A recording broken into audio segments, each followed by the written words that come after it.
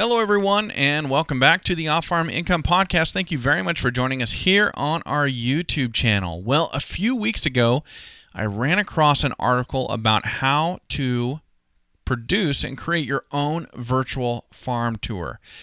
You know, during the coronavirus, it dawned on me that this was a very important thing to know how to do, because if that's how you've been marketing your farm, or if agritourism is part of how you make a living, well, what were you going to do with social distancing and shutdowns?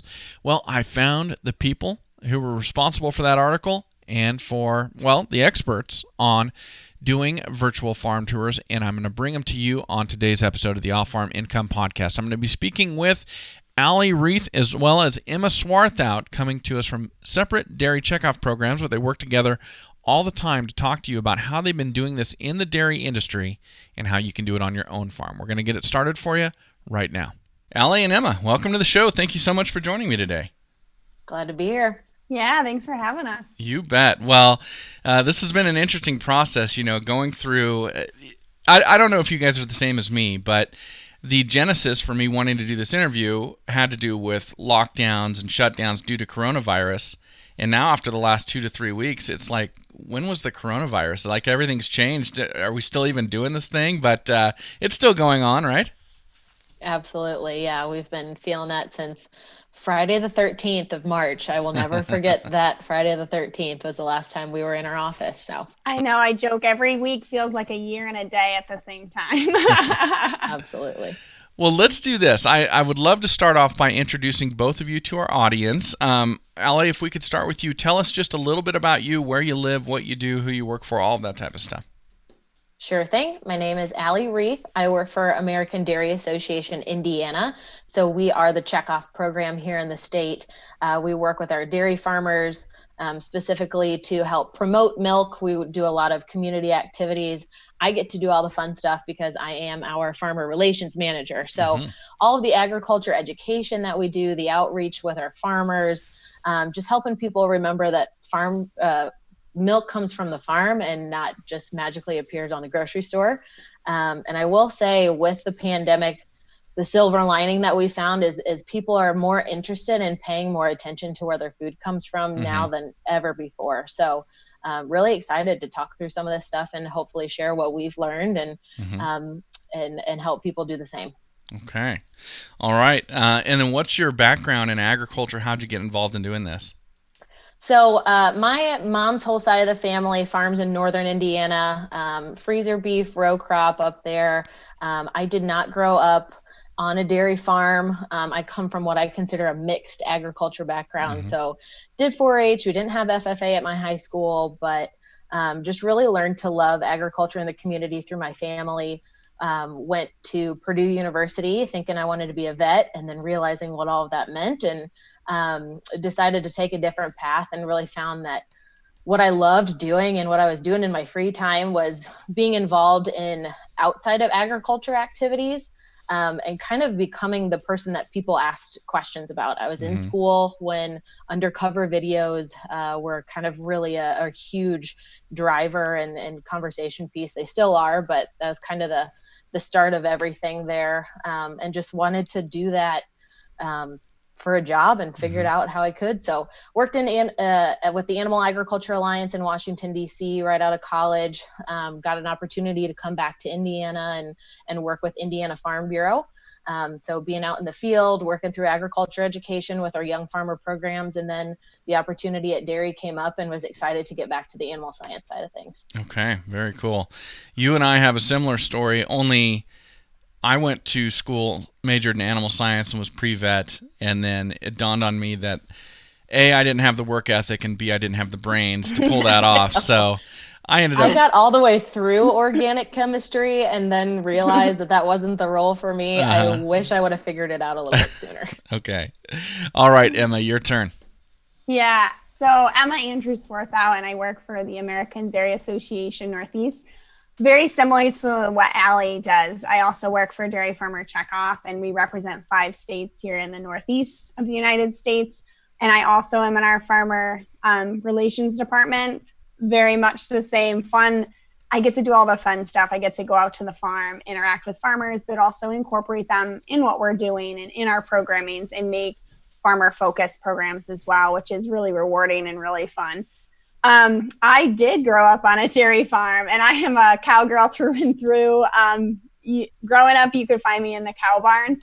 I wasn't too keen on crop work or equipment work, not really where I found my joy and my passion. However, when it came time for me to decide what I was going to do for a living, that was a little bit harder. I was like, oh, do I stay in the dairy industry, or, maybe I should really try something else. So I actually went to a school for communications journalism and a minor in Spanish, with kind of the intentions to maybe try something new to figure out what I wanted to do.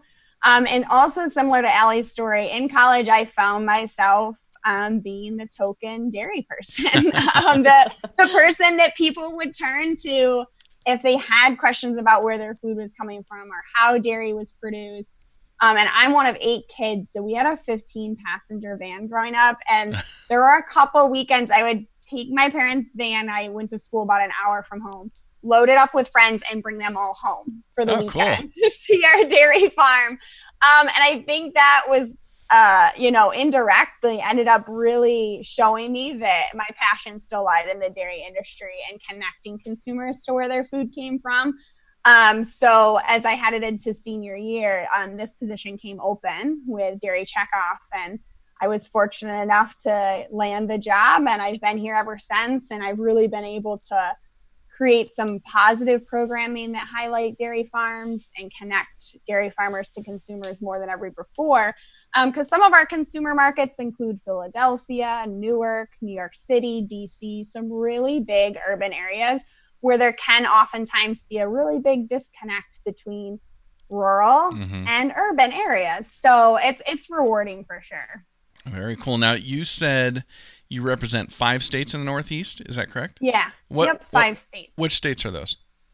New York, Pennsylvania, New Jersey, Delaware, Maryland, and then technically District of Columbia as well, which is separate, and 4 counties in Virginia. Okay. All right. Very cool. So are you traveling all around all the time to speak with people and do educational activities and things like that? Yeah, normally I joke, me and my husband joke, I live out of my car, actually. And it's been very weird the last 2 months. I never thought I'd miss living out of my car, but I really do. I miss seeing farmer faces especially. Okay. And which state did you grow up in? I grew up in New York, and I still live in New York. I'm actually 3 miles from the home farm. So I'm still involved on our home dairy. I run all of our social media pages and help with communication efforts when I can. Okay, very good. Okay, so between the two of you and everybody else you're affiliated with, obviously there's a business practice that goes on dairies where people come to their dairies, they provide tours, they educate people. I don't know if there's agritourism involved in this, but this is something that was common and frequent and I guess maybe growing in momentum prior to coronavirus. Am I right about this? Absolutely. I think it kind of goes along with people being interested in where their food comes from. Obviously, the farm is just a fun place to be, and for our farmers to be able to welcome people with open arms, to kind of throw the barn doors open and say, we got nothing to hide. We'd love for you to be here. I think that tide kind of turned after many, many years of farmers feeling really attacked by the media. When we saw those undercover videos coming out, they were not representative of any of the farms that we knew. Just really heartbreaking to see agriculture people almost feel disrespected, I guess, but also to feel like they couldn't share what made them so happy and what they were so passionate about. So the agritourism piece has really grown. I know October is National Farm to School Month. So every year during that time, we love having schools out to the farm. Our farmers do a great job of showing them around and teaching them where their food comes from, getting them excited about that. So it's been really tough to kind of see a lot of doors close in the last couple of months, but I think that opened up a whole nother garage door full of opportunities for virtual experiences like virtual farm tours. So before we jump into the virtual side, I want to ask you about these tours, these farm tours, specifically on dairy. So I mean, dairies have had some significant ups and significant downs over the last 10 years and just through the history of dairy farming in the last 20 to 30 years. But obviously, it's been very difficult very recently and within the past, half a decade or so. Were these tours designed as a additional revenue generating source, or were they exclusively for education to kind of rebut those videos that had been out there to say, hey, wait a second, that what you're seeing there is such a minority of what goes on in the United States. We want to show you what really goes on in a dairy. Is there an economic motivation to this, or was it simply the public image? Yeah, it was definitely more public image focused and educational based was the focus there when in launching the virtual farm tour program. That ability that due to whether it be financial in a school district or geographic, some schools just don't have the ability to get out to a dairy farm and get that experience and give their students that feeling and that knowledge of where their food comes from. So that was primarily the focus in doing this. And like I said, representing a couple pretty big metropolitan areas, and actually New York City School Foods is the second largest purchaser of food in the nation to the military. So that's one of our demographics we're talking about. And you think, okay, Manhattan, how do you get a school in Manhattan out to a farm?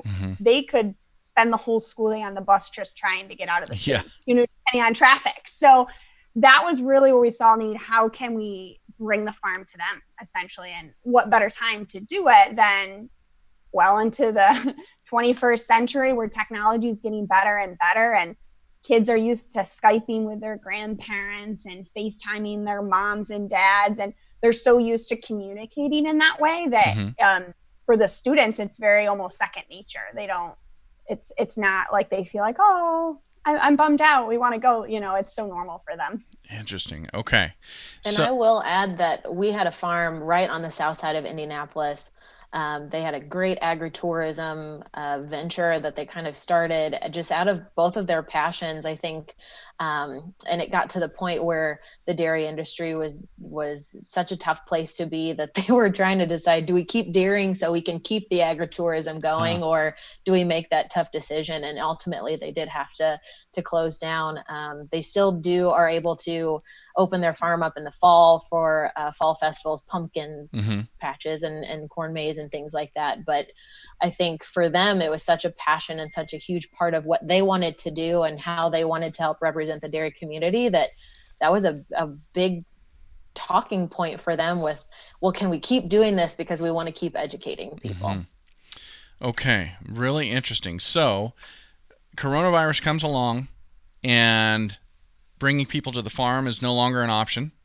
And then in Emma's case, it wasn't an option really at all to begin with because the logistics just didn't work. And so there'd been talk about doing this virtually, and then it got put into place. So did this all begin? Like, did you guys start working on this once the lockdowns began, or had you already started working on this prior to that? Yeah, so we actually launched our virtual farm tour program here at American Dairy Association Northeast in 2018, the fall of 2018.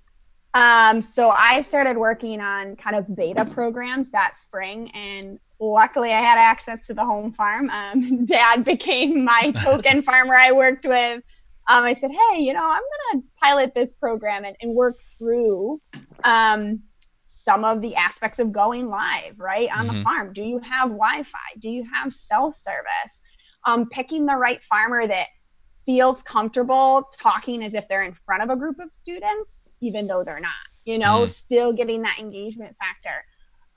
So by no means did we start right at the beginning of coronavirus. In fact, we had a really nice program base going before then to reach that demand that I spoke about before, reach some of those school districts that don't have it in the budget to do field trips, or just it's geographically challenging for them, which ended up being very, very fortunate for us. Okay. And what's really funny is, so I started at Dairy in November of 2018, and my first week on the job, they're like, Northeast is doing a virtual farm tour. You got to tune in. So that was my first week on the job, was kind of their first tour and seeing that this is something that we can all do. And it's not just useful for getting large groups of people to a place. But here in Indiana, over 60% of our farms are in the northern third of our state. So there are very few farms now in central Indiana, and then down in southern Indiana, there are some pockets, but it's just, again, for a lot of the farms that we wanted to feature that are doing such amazing things, they're not close to anybody, or they're not close to the centers of cities where we would want to get a lot of people through. So it's so funny that they started right when I came on, and we are both lucky that we didn't just decide to do it during coronavirus pandemic. We had a lot of experience leading into it, so we've had a lot of time to learn and to try new things, and then just kind of luck having it that had a lot of those kinks worked out before we started to just almost exclusively do virtual activities. Gotcha. So I'm probably going to make this sound a lot easier than it was, but when coronavirus hit, was it seamless? Was it just a matter of going, we're already doing this, we'll just transition into this? Or I'm assuming for farms that were still doing in-person tours, obviously they can't just flip a switch. There's got to be equipment and training and all of that. I will say for us, we kind of slid into the schedule of trying to do 2 virtual tours per school semester.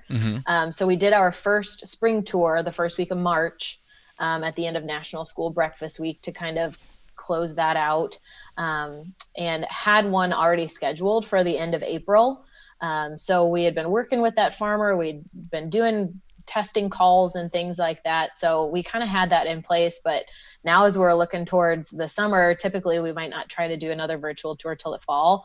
And now we're like, how can we do one in June? How can we do one in July? How can we do multiple ones through August, since our state fair is now canceled? So still wanting to bring people to the farm and help them get that agriculture experience they might usually get at the state fair, if the state fair is not happening this year. So. Yeah, being in New York State, we were definitely one of the first states to go into quarantine and be on lockdown. So that was announced Friday, and by Monday we had all of our pre-recorded virtual farm tours that were up on our YouTube page, packaged into a blog, and released onto our social page. And within the first week, we saw 180,000 views. So people were really looking for content. So to that point of, we didn't start right when the pandemic hit. It was a bonus because we already had a library of resources built up. And so it allowed us to just quickly package those into a blog friendly format and get it out on our social pages, get it out to our school contacts, say, hey, we have this resource for you. And we actually had 3 virtual farm tours scheduled for end of May. But we actually decided to take a little bit of a different direction because we were seeing such good interaction with our pre-recorded content. And so many people were utilizing that. We actually decided to launch a Facebook series, an educational Facebook series that aired every day at 10 a.m. Now we're every Saturday at 10 a.m. So we're headed into summer. For people to utilize for in-home educational resources. So we kind of made that shift, and we worked with various farmers throughout our territory to do that. And so by the time it came to host the virtual farm tours, the end of May, we had a lot of really great on-farm content, and it was officially decided our schools weren't going back into session. So rather than host a live tour on our Facebook page, which we were already almost doing daily, we decided to postpone our tours to the fall, but we'll go back in the fall. So a little bit of a different approach, but still very positive. And to Allie's point, I mean, people are eating up the content. They just want in-home content that they can provide their kids with. And we actually saw a lot of parents commenting, they're like, they watched it with their kids and they were really enjoying it and tuning in. So yeah, if you want to look at the glass half full, that's been a positive in all this. People really are connecting on social. Okay. So about 2 to 3 weeks ago, and the way I found you two is there was an article that I found. I use Google Alerts for ag and everything involved in ag, and so it popped up on my Google Alerts, and it was how to run or how to create or put on a virtual farm tour. And so I read through it, and I really liked it. And, of course, my show is framed around different ideas to help people continue to be able to farm. So revenue generation and small business and things like that. But, of course, advocating for agriculture and the education piece is hugely important. And so I read that, and I thought, well, this is great. I want to profile that on this show and teach other people how to do it. But what was the impetus, if you will, for that article? You've been doing it since 2018. What was it about the coronavirus that made the folks that you associate with go, we need to write this article and tell other people how to do what we're doing?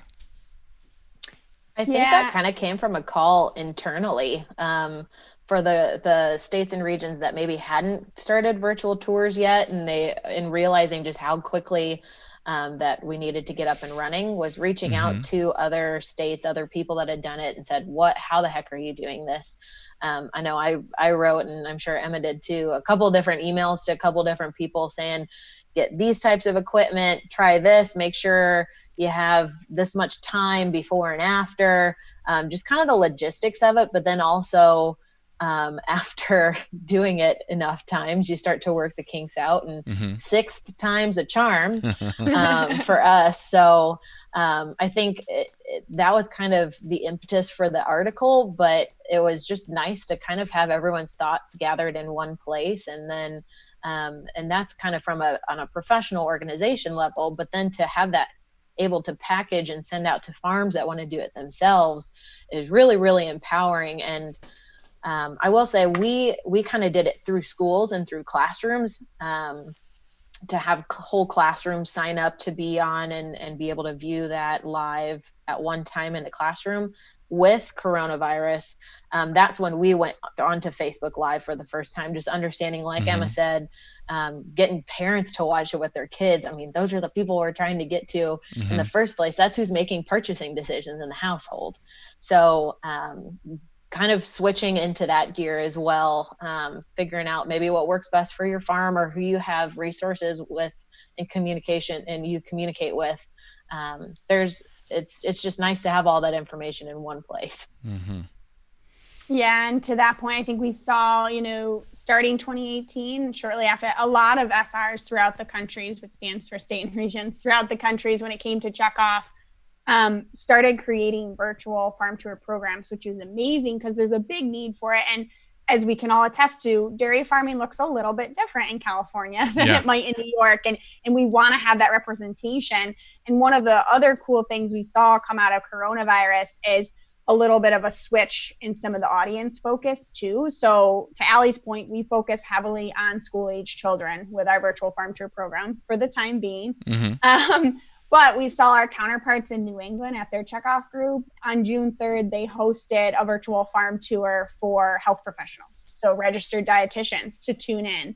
And so you see people starting to use this resource to target different groups that we need to reach and catering the information to how maybe they need it. If they are counseling people on what to eat and how to incorporate dairy, that they know how that dairy is produced. So if their clients have questions, they can answer that. So I think we're seeing people that are interested getting involved in virtual farm tours also saying, hey, how can I target this differently too?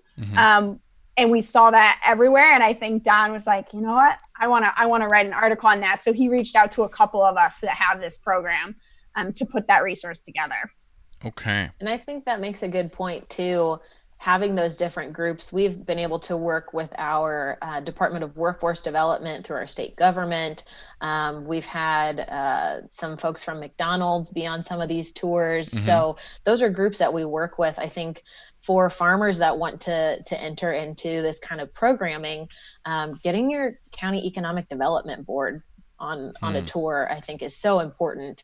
But being able to kind of, like Emma said, target those audiences that you're talking to be more than just educational, but talking about what your farm is doing in the community, and how that can expand and kind of help with the revenue side of things too. Okay. Awesome. How does it work? That's the $1 million question. Very logistically. So there's kind of almost two different ways. If you're a farmer and you want to host a virtual farm tour, social media lends itself to that very well. All you need is a good smartphone, which most of us have, and the ability to go on Facebook Live or Instagram Live, or if you enjoy YouTube Live. Okay. Pretty straightforward, not too complex on the equipment side. I think in what we do, our largest tour to date had 9,000 students on it live. Wow. So we're working with a little bit of a bigger audience. So that's when we pull in some resources like Zoom technology to host the tour on. I use a zero gravity gimbal to steady my phone so that the video is clear. I use a noise canceling headset because we all know the skid steer is going to come and push up feed while you're in there. So you can't even hear that, right? And the farmer's audio is coming through clear. You're very cognitive of, okay, are we in the Wi-Fi hotspot, or is our cell service good in this barn? So I think because I know that I don't want to let down 9,000 students, it gets a little more technical. Sure. For the ones I'm hosting. And I'm also responsible for representing 10,000 dairy farmers, right? So I want to make sure my virtual farm tour goes very well. But when I go Facebook Live from my farm page, that I don't worry as much about. It's one of those things that I know my neighbors are tuning in. They're excited to learn about my farm and see what Elvi Farms is up to. So I kind of have that good faith. Okay. I would agree. And the difference, it's a good point to make the difference between the two. I think what we've learned and what I would encourage more than anything, if you're doing it with 9 people or 9,000 people, practice one time before you go live anywhere. So I don't care if it's you FaceTiming your mom, but walking around the barns, if it's either on Wi-Fi or your cellular service, figure out where you can walk, where does that call drop, and you're just going to have a bad time if you don't do that first. Okay. But I think being able to just walk through it, it's been really nice if you can have someone else. If you want to partner with someone else on your farm for someone else to hold the camera, then you can just worry about talking. You don't have to worry about is the angle right? Are they looking straight up my nose or something like that? So it makes it more fun if you can do it with somebody else too, I think. But yeah, lots of things that we've learned together, and just making it smooth, and you want it to be educational and not distracting with the extra noise, or not distracting with the robotic cell drop type thing. So yeah, and to Allie's point, the bonus about having someone run the camera for you too is when all those questions start coming in on Facebook Live, they can relay those to you, because sometimes that can get overwhelming if you have a lot of questions. And there will be questions. Okay. So many questions. All right. So if somebody's considering doing this, they're listening to this episode and they're going, this, they see a reason, whether it be education or possibly a business reason for their farm. They're listening to the show and they go, okay, I'm going to do that. I'm going to reach out to people. I'm going to use Facebook Live or whatever that may be. Should they script it? Should they write down what it is they want to hit and what they want to cover to begin with, and kind of have an idea? To Allie's point of practice, I think it depends a little bit on what kind of learner you are, but I always encourage farmers to at least write an outline. Okay. Where, am I starting in the calf barn and working my way up, the life cycle? Or do I need to start in the milking parlor and I want to work my way down? Figure out what flow you're going to have and practice. You can, like Allie said, you can FaceTime someone and just say one dry run through, especially if video is not something that you've done in the past. So this is going to be your first time. Okay. And I think I'm a notes person, so I got to write it down. We have farmers that just roll off the tongue. I mean, they should have been state FFA officers, the way that they can talk about their farm. I've had farmers where this little notepad on your hand right here works really, really well. And just the 5 things, if you're really wanting to talk about the nutrition for your cows, or and you get halfway through the tour and you realize you only have a certain amount of time left and you haven't even touched that. It's just a good running note to make sure you stay on track, because you get so excited sharing about your farm. You want to tell everybody everything all at the same time. And a lot of times we just don't have the time to do that. So going ahead, picking out the things that you want to pinpoint, even if it's just 1 or 2 words, to help you remember. And also knowing that checkoff organizations across your state, across your country, have stuff written down. We have farm tour guides that we share with our farms, just to help give them an idea if they don't even know where to start. Like, here's your starting point. Track your path around the farm. Here's some things to think about. What can be really helpful too in reaching out to any of your commodity groups is, once those questions do come rolling in, how do you answer them? People feel empowered to ask questions. They're interested. They want to know the answer. And then you get a question about dehorning, or you get a question about zoonotic diseases. I know has come up in conversation, and those can be really difficult to answer if you don't know how, or just realizing that maybe a lot of the people that are watching that tour don't speak the same language that we do. So the words that not just the information that we share, but the words that we use to share that information can be really important too. So that kind of goes along with the practicing. We all have plenty of frequently asked questions, key messages, just to help get the point across quickly and precisely. So again, with that practice piece, there's tons and tons of totally free resources that are available just to help you be more comfortable and make more of an impact when you have those tours. And when you say a lot of people listening don't speak the same language, you mean industry speak. You mean insider jargon. So, so break that down for people who aren't familiar with that, who don't do this every day. Yeah, so because of that reason, something we created at Learning As You Go, right?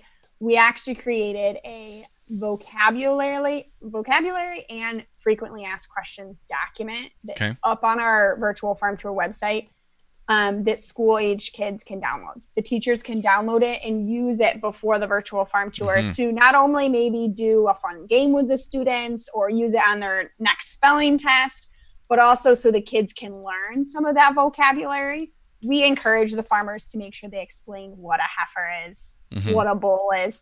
But sometimes, you get going, you might miss something.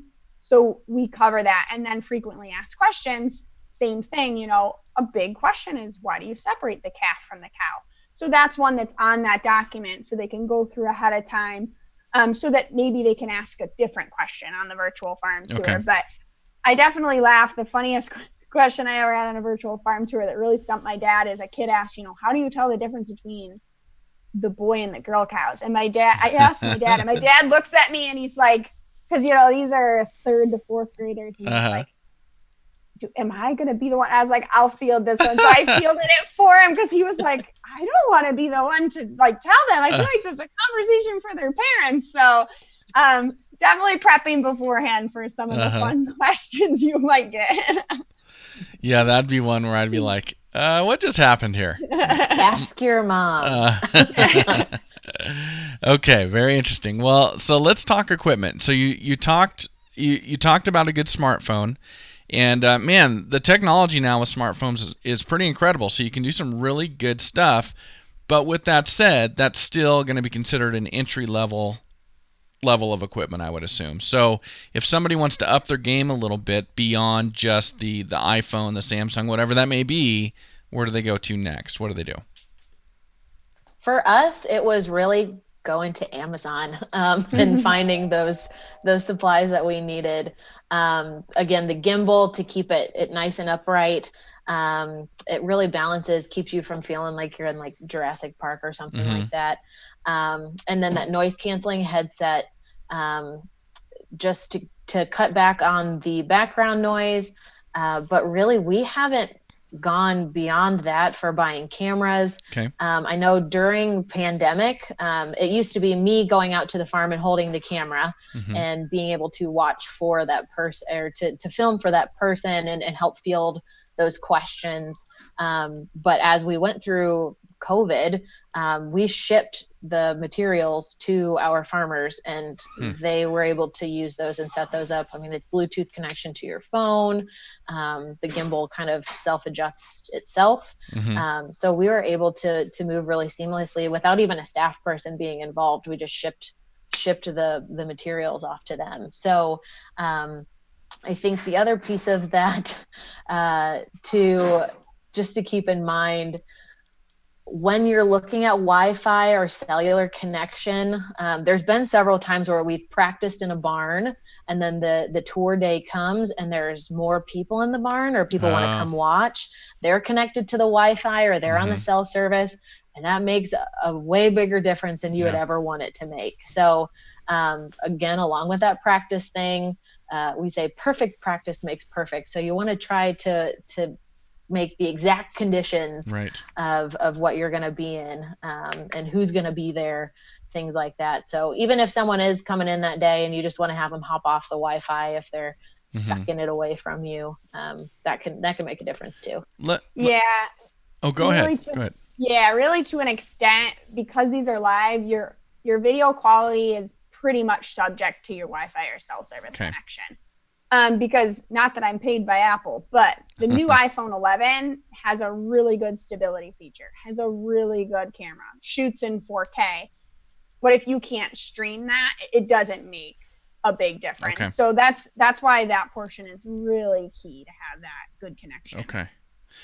You guys have both mentioned the noise canceling headset a couple times. I want to clarify what we're talking about here. So who's wearing the headset? That would be the farmer. So that is coming from the mouths of babes. So they're like me right now with headphones on while they're doing this? Okay. Absolutely. Interesting. Yep. And I know a couple different times both Emma and myself have kind of served as a third-party moderator, kind of. So we're in a different location. We're not on the farm.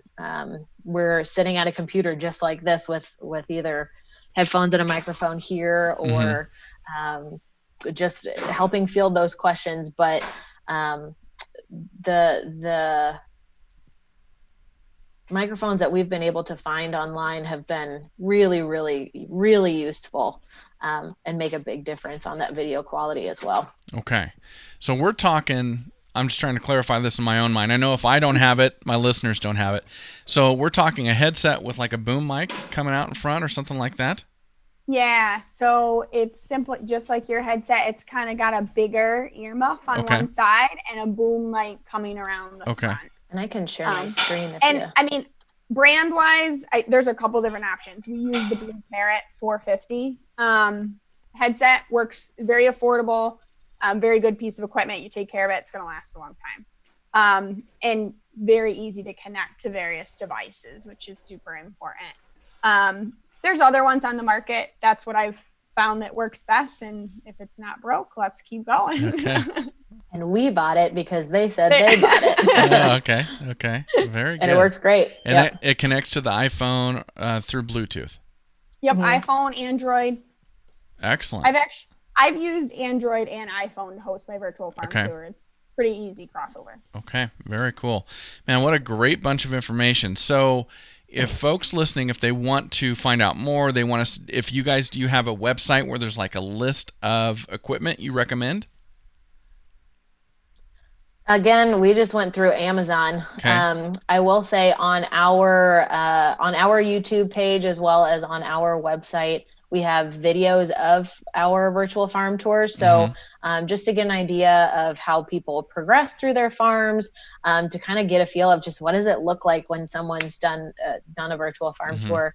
One of the more successful things that we started to do too was farmers that were interested in hosting a virtual farm tour came to a previously scheduled tour and kind of did like a behind the scenes tour with it. So we'd have one farmer on the tour, we would have the camera and things, and then we'd have the other farmers kind of off camera behind the scenes, seeing how we prepared for it, seeing how they've moved through it. But then they just get to ask questions in real time. And there's a huge comfort level there once you've seen someone else do it, to feel like you could do it yourself then too. Okay. Yeah, and same to that point, if if you wanted more information on equipment or anything like that, you go to our website, americandairy.com. You can contact us through that. Okay. I actually just did an open webinar 3 weeks ago on how to host your own virtual farm tour, went over equipment, and recorded that as a resource for farmers that needed it on a case by case. Because it does, like we talked about, it depends on what kind of tour you're doing, mass audience or specific audience, and how you might want to host it. Okay, so if I funnel everybody through americandairy.com, are they going to be able to connect with or get the information that they're looking for if they'd like to replicate this on their own farm? Yeah. And we, as states and regions, we share so many resources with each other. There's so much crossover. We reach out to each other all the time. So it's not going to hurt my feelings if you get Emma's website over mine. And honestly, it's a great resource for us to be better stewards of our farmers' investments, that I'm not taking my time to reinvent what Emma has done so well in the first place. So, and the ability to kind of change and adapt it to your farm is just another level of comfort, that if you reach out to someone in your state or a commodity group in your state, that there are people that are there willing to help you through all of that. Okay. Yeah, I think one of the most rewarding things for me in creating our program is I was able to provide what I learned to a lot of other states and regions and say, don't recreate the wheel. This is what I do. But now that we've all have these established programs, we still tune into each other's virtual farm tours to learn from one another and how we can better represent dairy farmers as a whole. And, you know, if an Indiana farmer reaches out to me, I'll say, oh, you need to talk to Allie because she's right in your state and she's the best person to help you. So. Okay. Well, what have I not asked you about that folks need to know about virtual farm tours? Oh, you don't know what you don't know until you don't know it, right? Right. Just dive in. Like, if you want to do it, at some point, you just have to do it. And even if it's just a very private group, my first virtual farm tour was with an ag classroom. I knew the teacher. She's a farmer and an ag teacher. I said, hey, I just need to try this. Can I Zoom with your class? And me and Dad are going to give a virtual farm tour. Cool. And we did. And because there's so much power in just like jumping off the diving board and swimming. And then from there, you can really get the ball rolling and start, okay, this is what I need. This is what I need. So that's why I encourage people to just try one. Okay. Got to break the seal. Yeah. All right. Well, thank you to both of you for what you're doing, but also for coming on today and sharing this with everybody. I think it's really, really beneficial. We appreciate the opportunity to share. Yeah. Thanks so much for having us. Well, thank you for being here, everybody. Thank you very much to Emma Swartout and Allie Rieth for coming on and sharing that great information with us today. And as always, enjoy your journey to the ultimate lifestyle business, agriculture.